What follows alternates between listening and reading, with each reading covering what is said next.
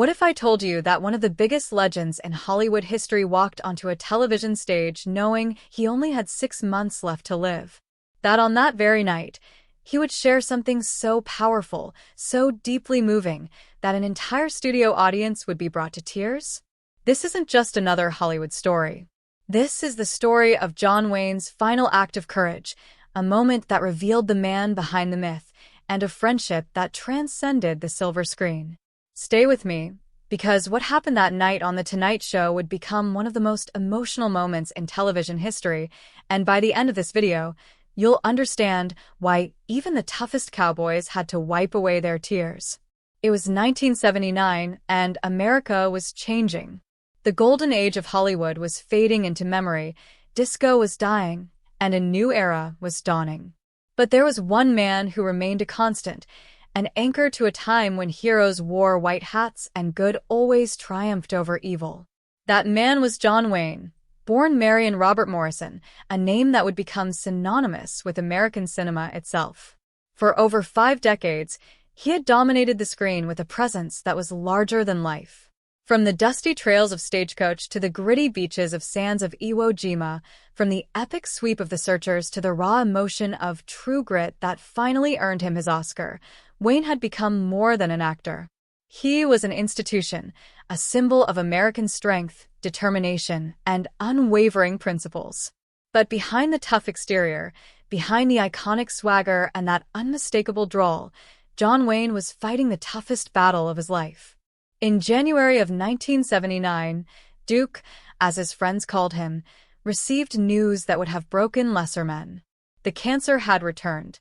He had beaten it once before in 1964 when he lost a lung to the disease, a battle that would have ended most careers.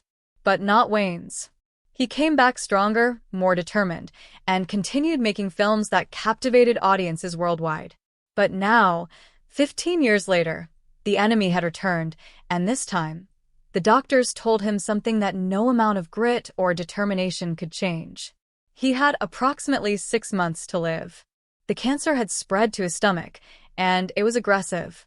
The Duke, the man who had stared down outlaws, Indians, and Japanese soldiers on screen, now faced his final showdown. Most people in Wayne's position would have retreated from public life, choosing to spend their remaining days in privacy with family and close friends. But John Wayne wasn't most people. He had spent his entire adult life in the public eye, and he wasn't about to change that now. He had always been a fighter, both on screen and off, and he decided that if these were to be his final months, he would face them head-on, with the same courage and dignity that had defined his career. He would make appearances, he would do interviews, and he would show the world that even in the face of death, John Wayne would not back down. It was this decision that would lead to one of the most memorable and emotional moments in television history. Johnny Carson, the undisputed king of late-night television, had built The Tonight Show into a cultural phenomenon. Every night, millions of Americans would tune in to watch Johnny's monologue, his comedy sketches, and his interviews with the biggest stars in the world. Carson had a gift, a rare ability to make his guests feel comfortable, to draw out their stories, and to create moments of genuine connection that television audiences craved. Over the years, he had interviewed everyone who was anyone in Hollywood, but there were few guests who meant as much to him personally as John Wayne. The two men had developed a friendship that went beyond the typical host-guest relationship. They respected each other, admired each other, and genuinely enjoyed each other's company. Carson had grown up watching Wayne's films, and like millions of American boys, he had idolized the characters Duke brought to life on screen. When he got the opportunity to interview Wayne on The Tonight Show, it wasn't just another booking. It was a chance to sit down with a living legend, to hear the stories behind the movies, and to connect with a man who had shaped American culture in profound ways. Over the years, Wayne had appeared on The Tonight Show multiple times, and each appearance was special. The chemistry between the two men was evident. They would joke, share stories, and give audiences a glimpse of John Wayne that they rarely saw, relaxed, funny, and surprisingly vulnerable at times. But in early 1979, when Wayne's representatives reached out to The Tonight Show about another appearance, Carson knew immediately that this would be different. Word had already begun to spread in Hollywood circles about Wayne's diagnosis, though it hadn't been made public yet. Carson understood the gravity of the situation. This wasn't going to be just another promotional appearance or a casual conversation between old friends. This could very well be John Wayne's final appearance on television, his last chance to speak directly to the millions of Americans who had supported him throughout his legendary career. The weight of that realization hung heavy on Carson's shoulders as he prepared for the interview. The date was set, and as it approached, the atmosphere around the Tonight Show studio became increasingly charged with emotion. The staff, many of whom had worked on the show for years and had witnessed countless memorable moments, sensed that something extraordinary was about to happen. Word spread among the crew that Duke was sick, very sick, and that this appearance might be his way of saying goodbye. The usual pre-show buzz and excitement were tinged with a profound sadness. These weren't just television professionals preparing for another show. They were people who had grown up watching John Wayne films, who had been inspired by his characters, and who were now about to witness the final act of a true American icon. The studio audience that night had no idea what they were about to experience. They had lined up for tickets to The Tonight Show expecting entertainment, laughs, and perhaps a glimpse of a celebrity or two. As they filed into the studio and took their seats, there was the usual excitement and anticipation. The warm-up comedian did his routine, getting the audience ready for the show. But there was something in the air that night, a feeling that this was going to be special. When the announcer revealed that John Wayne would be a guest, the audience erupted in applause. For many of them, this would be their only chance to see the Duke in person, and they were thrilled at the prospect. What they didn't know, what they couldn't have known, was that they were about to be part of television history. They didn't know that the man they were about to see was fighting for his life. They didn't know that behind his confident smile and trademark presence, John Wayne was in constant pain. They didn't know that every step he took required tremendous effort, that the simple act of sitting down for an interview was an exhausting ordeal.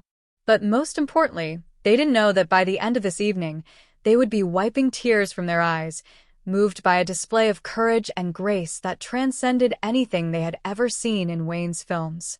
The show began as it always did, with Johnny Carson's monologue. He delivered his jokes, got his laughs, and set the tone for the evening. But those who knew him well could detect something different in his demeanor that night. There was a slight tension in his voice, a seriousness beneath the humor.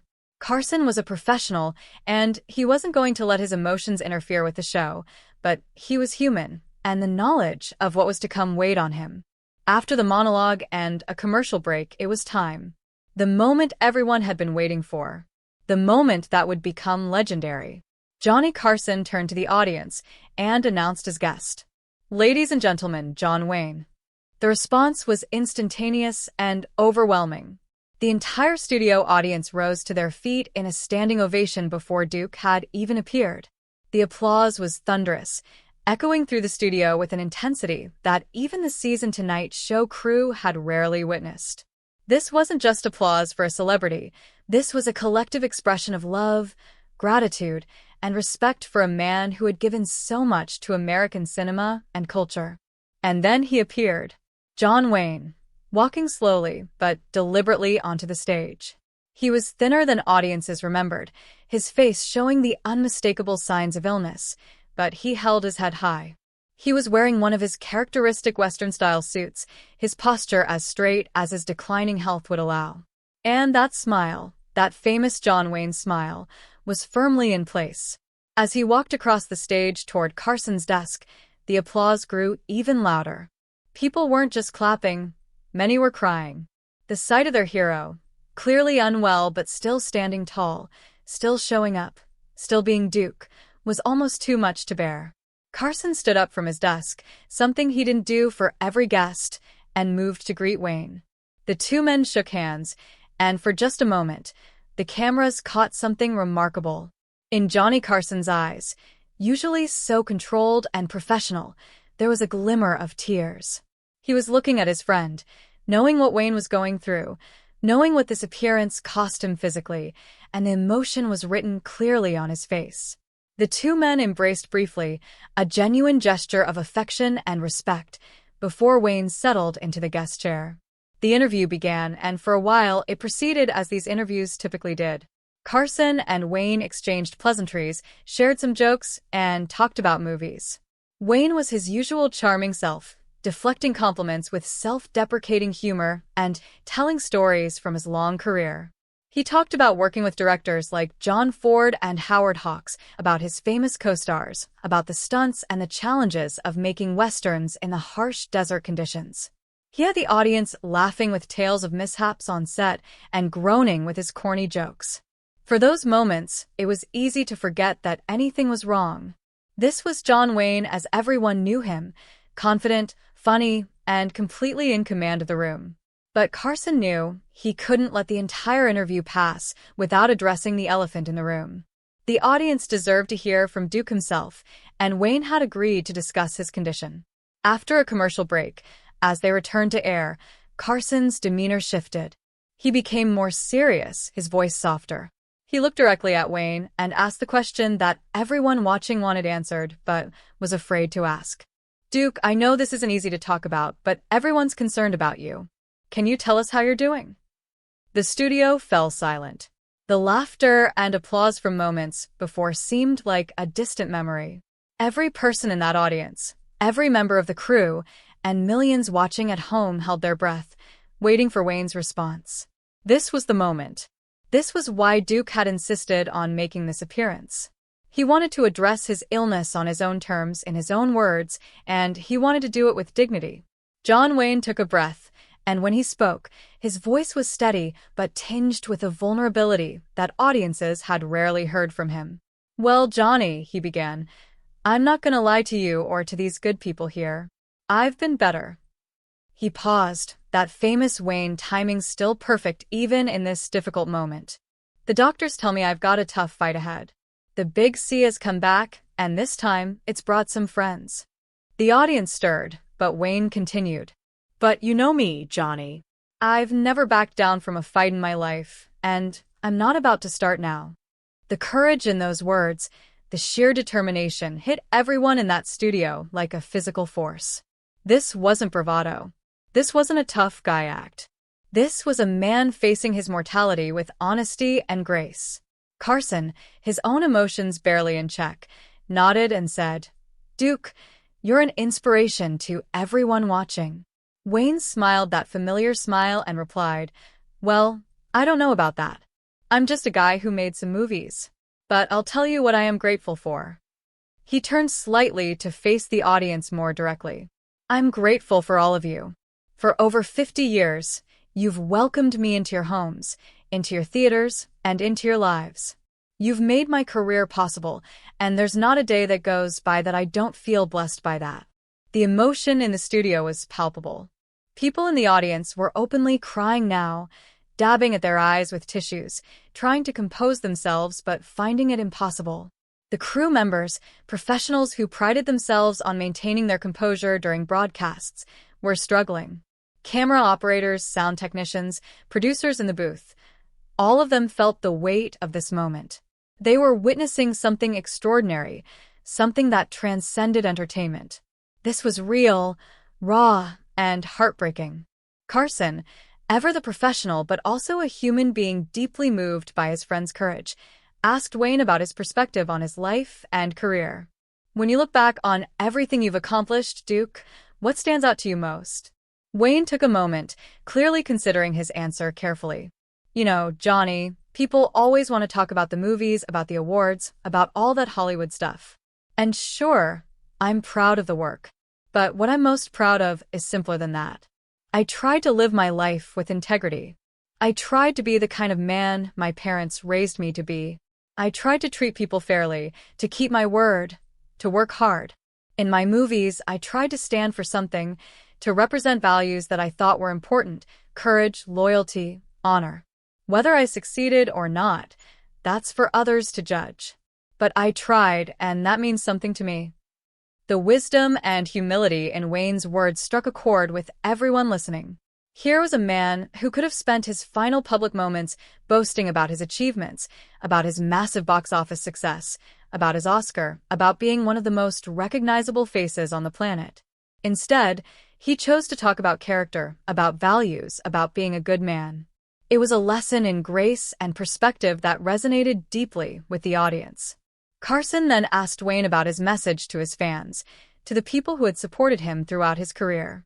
This question, perhaps more than any other, opened the floodgates. Wayne leaned forward slightly, looked directly into the camera, and spoke from his heart. To everyone out there who's ever bought a ticket to one of my movies, who's ever written me a letter, who's ever said a kind word, thank you. You gave me a life beyond my wildest dreams. You let a kid named Marion Morrison from Iowa become John Wayne. That's magic, and it's all because of you. If I could, I'd shake each and every one of your hands and tell you personally what you mean to me. Since I can't do that, I'm doing it now. Thank you. Thank you from the bottom of my heart. By this point, there wasn't a dry eye in the studio. The audience, which had been trying to maintain some composure, gave up the effort entirely. Grown men were weeping openly. Women were sobbing into their hands. Even Johnny Carson, the unflappable king of late-night television, had to take a moment to collect himself. His eyes were red, his voice thick with emotion when he finally spoke. Duke, on behalf of everyone here and everyone watching, we love you. You've given us so much, and we're going to miss you terribly. The two men looked at each other, and in that exchange, volumes were spoken without words. It was a goodbye between friends, a mutual acknowledgement of everything they had shared and everything that was ending. But John Wayne, true to form, wasn't going to let the evening end on such a somber note. With a twinkle in his eye that reminded everyone why they had fallen in love with him in the first place, he straightened up in his chair and said, "Now hold on a minute, Johnny. Who says anybody's going to miss me? I might just fool these doctors yet. I've got a few more horses to ride and a few more bad guys to chase down." The audience laughed through their tears, grateful for the moment of levity, and Carson, equally grateful, picked up the lighter tone. They spent the remaining few minutes of the interview talking about Wayne's ranch, his family, and his hope to make one more film if his health improved. When it came time for Wayne to leave, the standing ovation that greeted his exit was even more powerful than the one that had welcomed him. The audience stood, applauding, many with their hands over their hearts, as the Duke slowly made his way off stage. He waved, smiled, and gave them one last look, a moment frozen in time that would be replayed in memories and on television screens for decades to come. After Wayne left the stage and the show went to commercial, something unprecedented happened. The studio audience remained standing, continuing to applaud, even though the cameras were off and Wayne was no longer visible. They clapped and cried for several minutes, unable to sit down, unwilling to let the moment end. The reaction to that Tonight Show appearance was immediate and overwhelming. The next day, newspapers across the country featured the interview on their front pages. Headlines read Duke's brave battle and Wayne's emotional goodbye and America weeps with its hero. Television news programs showed clips from the interview, and talk shows discussed it at length.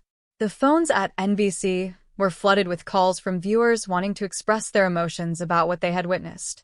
Letters poured in by the thousands, addressed to John Wayne, telling him what he meant to them, sharing their own battles with illness, and thanking him for his courage and honesty. What made that appearance so powerful, so enduring, was its authenticity. In an era when celebrity interviews were often carefully scripted and controlled, when stars maintained carefully crafted images, John Wayne chose to be real. He didn't try to hide his illness or put on a brave face that denied reality. He acknowledged his situation honestly, while also demonstrating the values he had represented throughout his career: courage, dignity, grace under pressure, and an unwavering spirit. He showed that real strength isn't about never feeling fear or pain. It's about facing them directly and not letting them define you. The friendship between Wayne and Carson, so evident during that interview, also touched people deeply. In Carson's treatment of his guest, in his obvious affection and respect, audiences saw how much Wayne was loved and admired by those who knew him best. It wasn't just fans mourning their hero, it was a friend saying goodbye to a friend, and that human connection made the moment even more poignant. Carson would later say that interviewing John Wayne that final time was one of the hardest things he had ever done professionally, but also one of the most important. He felt honored to give Duke that platform to speak to America one last time, and he felt the tremendous responsibility of handling such a sensitive moment with the respect it deserved. In the weeks following the appearance, John Wayne's condition declined, just as the doctors had predicted. The cancer was aggressive and unrelenting. Wayne spent his final weeks surrounded by family and close friends at UCLA Medical Center, fighting until the very end, just as he had promised on that Tonight Show appearance. He passed away on June 11, 1979, just months after that emotional interview. He was 72 years old. The news of his death was met with an outpouring of grief from around the world. Presidents issued statements, Hollywood shut down to mourn, and fans gathered at theaters showing his films, wanting to feel connected to Duke one more time. The funeral was a massive affair, befitting a man of Wayne's stature. Thousands lined the streets to pay their respects as his casket passed. Political leaders, Hollywood legends, and ordinary citizens who had been touched by his films all came together to say goodbye. Eulogies praised his contributions to cinema, his patriotism, his charity work, and most of all, his character. He was buried in Pacific View Memorial Park in Newport Beach, California, in an unmarked grave at his request. Duke wanted no special treatment, no monument, just a simple resting place. Even in death, he remained humble. The legacy of that Tonight Show appearance, however, lived on. It became one of the most replayed and discussed moments in television history. Film schools studied it as an example of powerful, authentic television. Psychology professors used it to teach about facing mortality with grace. It was referenced in documentaries about Wayne's life, about Carson's career, and about the history of television itself. Decades later, people who were in that studio audience or who watched it at home would still get emotional recounting the experience. They would talk about where they were when they saw it, who they were with, and how it made them feel. It became one of those cultural touchstones, a shared experience that bonded a generation. But beyond its historical significance, that appearance represented something even more meaningful. It showed us that heroism isn't just about defeating villains or conquering challenges. Sometimes, the most heroic thing you can do is face the inevitable with honesty and courage, to be vulnerable in your strength, and to use your final moments to express gratitude rather than bitterness. John Wayne's greatest performance wasn't in any of his films. It was that night on The Tonight Show when he let America see not just the legend, but the man. The impact of that interview extended far beyond the immediate emotional response. In the years that followed, many public figures who faced similar diagnoses cited Wayne's example as an inspiration for how they chose to handle their own battles. His openness about his cancer helped reduce some of the stigma surrounding the disease and encouraged others to speak more openly about their own health struggles. Medical professionals noted an increase in cancer screenings following Wayne's public acknowledgement of his illness, suggesting that his honesty may have saved lives by encouraging early detection. The relationship between Johnny Carson and John Wayne also became a symbol of genuine friendship in an industry often criticized for superficiality. Carson rarely spoke publicly about his personal feelings, but in the years after Wayne's death, he made an exception several times to talk about Duke. In one particularly moving moment on The Tonight Show's anniversary special, Carson was asked about his most memorable interview. Without hesitation, he named John Wayne's final appearance. His voice breaking slightly, Carson said, "That night, I wasn't just talking to a movie star or a legend. I was talking to my friend, and I knew I was saying goodbye. It was an honor and a heartbreak all at once." The cultural impact of John Wayne extended far beyond his lifetime, but that final appearance added a dimension to his legacy that might not have existed otherwise. It humanized the larger-than-life figure, showing that even the toughest among us are vulnerable, that even heroes feel pain and fear. Yet it also reinforced what made Wayne special in the first place: his unwillingness to surrender his dignity, his commitment to facing challenges head-on, and his deep appreciation for the people who had supported him. In a culture increasingly cynical about its heroes, Wayne's final act reminded people why they had believed in heroes in the first place. Film historians and cultural critics have analyzed that Tonight Show appearance extensively, noting how it represented the end of an era in multiple ways. Wayne was one of the last surviving stars from Hollywood's golden age, a direct link to a time when movies were simpler, heroes were clearer, and America's self-image was more confident.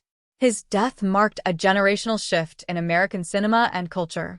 The anti-heroes and complex characters that had begun to dominate films in the 1970s were the future. The clear-cut heroes that Wayne represented were the past. But in his final public appearance, Wayne showed that there was still a place for the values he embodied: courage, integrity, and grace. The interview also highlighted the unique power of television to create intimate moments with public figures. Unlike a film premiere or a press conference, this was a living room conversation that millions of Americans could watch in real time, feeling as though they were right there in the studio. The medium of television, with its immediacy and intimacy, was perfect for this kind of moment. It allowed Wayne to speak directly to his fans, to make eye contact through the camera, to share his thoughts and feelings in a way that no other medium could match. This was personal, direct, and profoundly moving. Young people who hadn't grown up with Wayne's films often discovered him through clips of this interview. Intrigued by the emotional response it generated, they would seek out his movies, wanting to understand why this man meant so much to so many people. In this way, that final appearance introduced John Wayne to new generations, ensuring that his legacy would continue long after his death. Film festivals began holding John Wayne retrospectives. Universities offered courses on his career and cultural impact. Museums created exhibits about his life and work. All of this activity was, in part, sparked by the renewed interest generated by that emotional farewell on The Tonight Show. The technical aspects of the broadcast also deserve recognition. The Tonight Show crew, the camera operators, the director, the sound technicians, all of them did exceptional work that night. The cameras caught every nuance of emotion on both Wayne's and Carson's faces. The close-ups were perfectly timed. The sound was crystal clear, capturing every word, every pause, every catch in their voices. The director's choices about when to show the audience, when to focus on Wayne, when to cut to Carson, were all impeccable. This wasn't just good television by accident. It was the result of skilled professionals at the top of their game, recognizing the importance of the moment and giving it the treatment it deserved. The audience in the studio that night became part of the story themselves. Their reactions, their laughter, their tears, their standing ovations weren't just background noise. They were essential to the emotional power of the broadcast. They represented all of America, responding in real time to what they were witnessing. Many of those audience members later gave interviews about their experience that night, and their accounts are remarkably consistent. They all talk about the electricity in the air, the sense that they were part of something historic, and the overwhelming emotion that swept through the studio. Several mentioned that it was the most powerful experience of their lives, more moving than weddings or graduations or any other significant life event. The letters that flooded in after the broadcast are preserved in archives now, providing a fascinating window into how Americans processed Wayne's impending death. Many writers shared their own experiences with cancer, either as patients or as family members of patients. They thanked Wayne for showing them how to face the disease with courage. Others wrote about what Wayne's movies had meant to them over the years, the comfort and inspiration they had provided during difficult times. Some simply wanted to say goodbye, to express their love and gratitude to a man who had been a constant presence in their lives for decades. Reading these letters today, decades later, the emotion still pours off the pages. These weren't just fan letters. They were love letters from America to one of its most beloved figures. The media coverage in the days and weeks after Wayne's death often circled back to that Tonight Show appearance. Obituaries would describe it, talk shows would show clips from it, and news programs would use it as the centerpiece of their retrospectives on Wayne's life. It had become the defining moment of his final chapter, the image that came to mind when people thought about his last days. This wasn't a photo of Wayne in a hospital bed, weak and defeated. This was Wayne in a television studio, talking to his friend, thanking his fans, and showing the world how to die with dignity. That's how people wanted to remember him, and that's how history would record him. Johnny Carson carried the memory of that night for the rest of his career and beyond. In his final weeks as host of The Tonight Show in 1992, 13 years after Wayne's death, Carson referenced it again during his farewell speeches. He talked about the responsibility of being trusted with such intimate moments, about the privilege of sitting across from legends, and about the bittersweet nature of farewell. Those who knew Carson well say that interviewing John Wayne that final time changed him in subtle ways, made him more appreciative of the fleeting nature of fame and life, and deepened his commitment to treating his guests with respect and dignity. It was a masterclass in empathy and professionalism that influenced how he conducted interviews for the rest of his tenure. The philosophical questions raised by Wayne's final appearance continue to resonate. How should we face our own mortality? What legacy do we want to leave? How do we want to be remembered? Wayne's answers to these questions, delivered through his words and actions that night, provide a template that many have tried to follow. He chose gratitude over bitterness, courage over fear, and connection over isolation. He chose to spend his remaining energy thanking people rather than asking for pity. He chose to be remembered as he was imperfect, human, but committed to certain ideals, rather than as a sanitized, perfect hero. These choices resonated deeply with audiences then and continue to inspire people today. The medical community also took note of Wayne's public battle with cancer. His willingness to discuss his diagnosis openly helped to destigmatize cancer and encouraged more frank discussions about the disease. Oncologists reported that patients would often reference Wayne when discussing their own diagnoses, drawing strength from his example. Cancer support groups would show clips of the interview to newly diagnosed patients, using it as a tool to inspire hope and courage. In this unexpected way, John Wayne's final act became part of the healing process for thousands of people he never met, extending his influence into the realm of medicine and mental health. The preservation and continued availability of that Tonight Show episode has ensured that new generations can experience the moment that moved so many in 1979. Unlike many historic television moments that exist only in descriptions and still photos, this interview is fully preserved and has been made available through various media over the years. It's been included in documentaries, released on DVD collections, and shared countless times online. Each new viewing brings fresh tears and renewed appreciation for Wayne's courage and Carson's sensitivity. The emotional power of the moment hasn't diminished with time. If anything, it's grown as people gain perspective on how rare and special such authentic moments are in our increasingly manufactured media landscape. Scholars of American culture have placed that interview in the broader context of how Americans deal with death and celebrity. Unlike some cultures where death is hidden away and not discussed, Wayne chose to bring his final battle into the public sphere. He made his dying a teaching moment, a final performance that wasn't about entertainment, but about demonstrating values and character.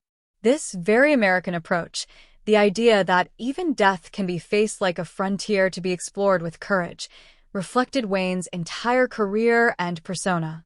He remained in character, in a sense, as himself, straightforward, honest, brave, and gracious until the very end. The economic impact of Wayne's death and that final appearance shouldn't be overlooked either. In the months following his death, there was a surge in sales of his films on home video, which was still a relatively new market in 1979.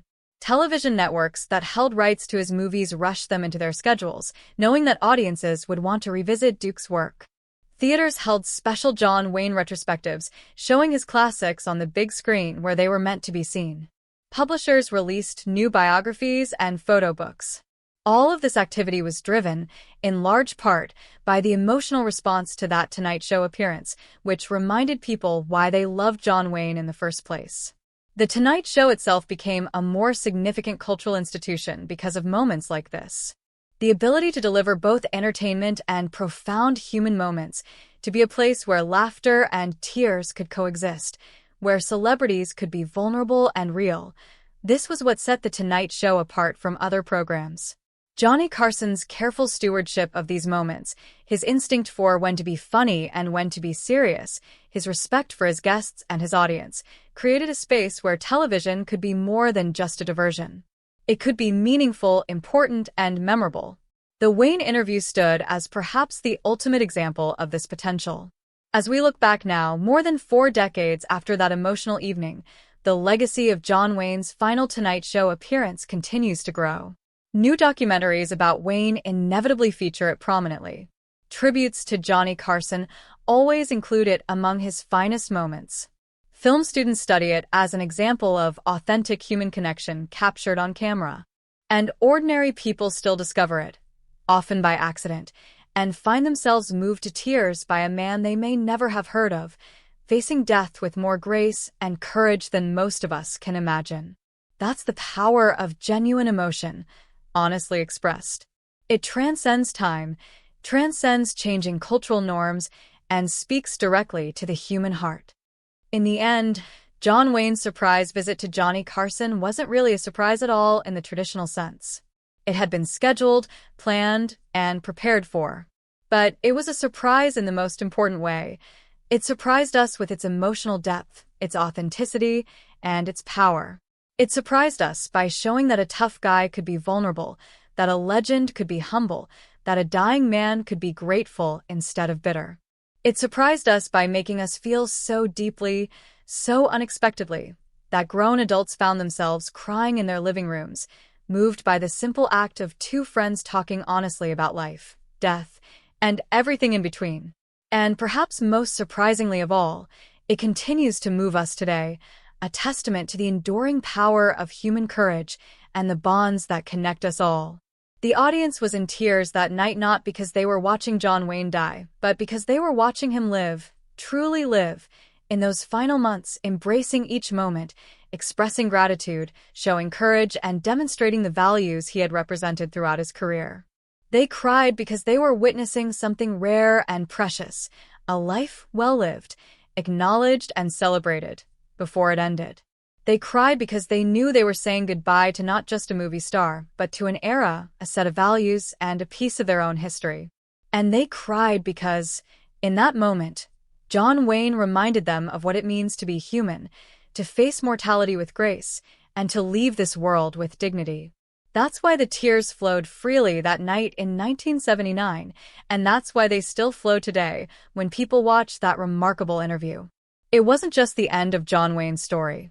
It was a masterclass in how to write your final chapter with courage, grace, and an unbreakable spirit that inspires us all to face our own challenges with a little more of Duke's determination and a lot more of his heart.